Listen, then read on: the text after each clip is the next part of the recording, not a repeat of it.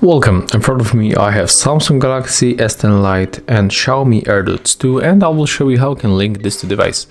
So the first you have to go for the Bluetooth settings on your Samsung, enter for the Bluetooth settings, activate Bluetooth by tapping on the switcher.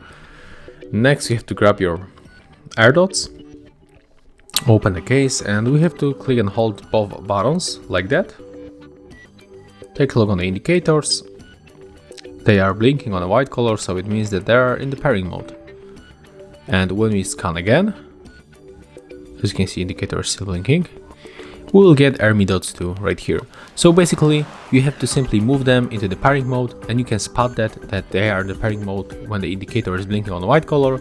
Then click on them on the list, click to pair, and after a few moments we are connected. So if you find this video helpful, remember to leave a like, comment, and of course subscribe to our channel.